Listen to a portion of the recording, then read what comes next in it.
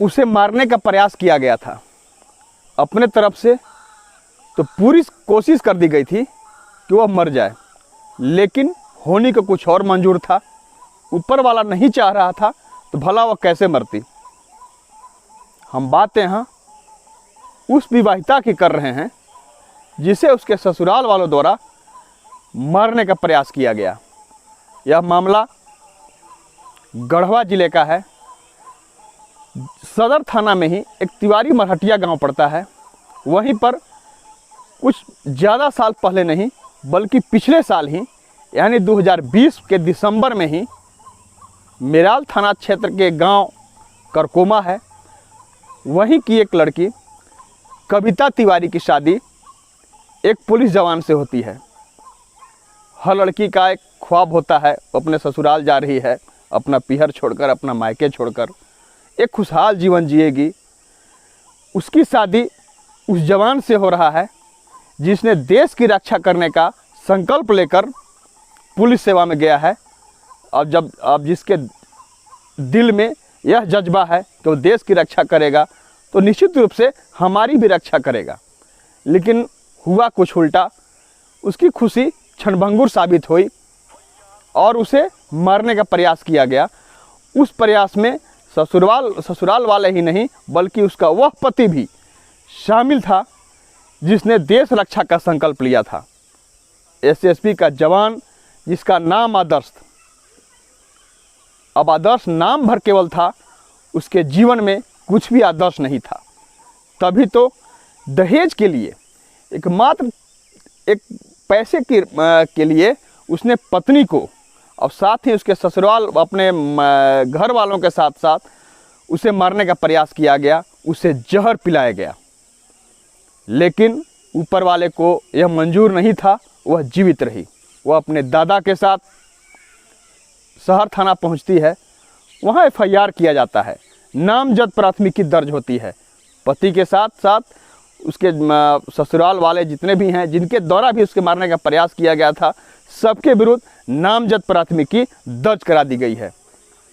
पहले आप उस अबला, उस पीड़िता का बयान सुनिए, उस पीड़िता की कसक सुनिए जिसे मारने का प्रयास किया गया था, लेकिन वह बच गई इसलिए कि होने को मंजूर था। आप पहले उसकी बात सुन लीजिए। पति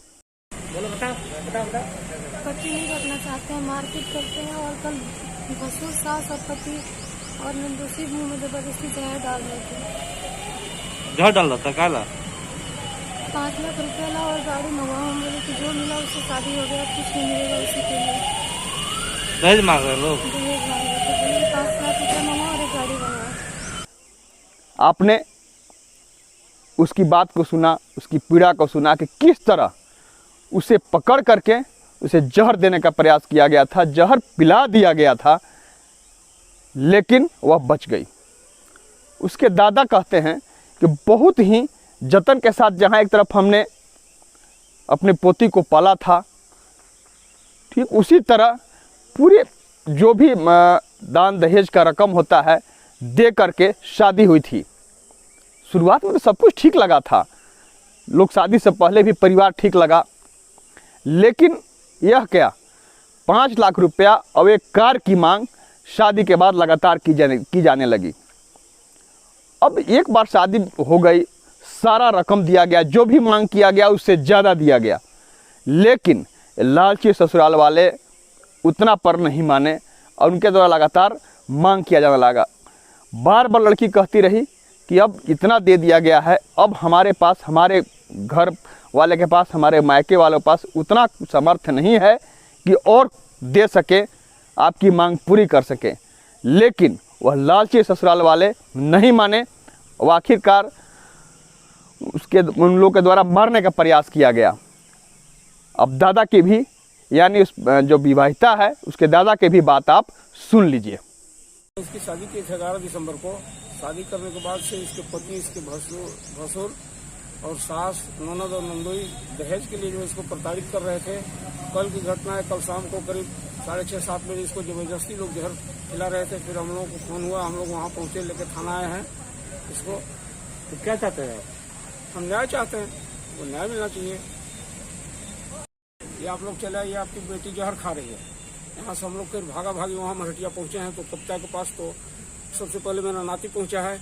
वो देखा कि बेहोश पड़ी हुई है बेड पर, और इसके सास ससुर सब जो है, इसकी सास और इसके ये भसुर वसुर और इसके पति जो है इसका गहना नोच रहे हैं। इसके बाद पीछे से हम लोग पहुंच गए हैं। पहुंचने के बाद इसको पानी मार के छीटा होश कराए हैं। इसके बाद इसको थाना लेके आए हैं। थाना लाके अभी रात में ही आवेदन दिए हैं 9 बजे, कल 9 बजे रात में। कितना खर्च करके आप शादी की? हम लगभग 14-15 लाख रुपए खर्च करके शादी किए थे अपने समाज के हिसाब से। इनको उपहार में जो बना था हम दिए थे, इलेक्ट्रॉनिक सामान जो भी मटेरियल था हर चीज दिए थे, ऑर्नामेंट्स भी दिए थे, गहना भी हम अपने नतनी को दिए थे। तो फिर डिमांड कर रहे हैं क्या? हाँ, फिर डिमांड कर रहे हैं कि एक कार मांग के ले आओ और 5 लाख रुपया और लाओ दहेज, नहीं तो तुम्हें छोड़ देंगे। बराबर मानसिक रूप से भी प्रताड़ित करते हैं। फोन पर भी इसको बराबर 1-1 घंटा मानसिक प्रताड़ित करते हैं। हम लोग का खाना पीना हराम हो गया है 4-6 महीना से। अब यहाँ पर प्राथमिकी दर्ज हो गई है, पुलिस प्रयास कर रही है, उसके ससुराल वाले फरार हैं। हम चाहेंगे, यहाँ पर हर कोई चाहेगा, हर बेटी का बाप चाहेगा कि इस तरह का घटना के फिर से पुनरावृत्ति न हो। इसलिए पुलिस जल्द से जल्द उन्हें गिरफ्तार करे। जो भी आरोपी हैं जिनके द्वारा ये घृणित कार्य किया गया, उन्हें गिरफ्तार करे और फास्ट ट्रैक के तहत उन्हें कड़ी से कड़ी सजा दिलाए। कैमरामैन मनीष के साथ आशुतोष रंजन, बिंदास न्यूज, गढ़वा।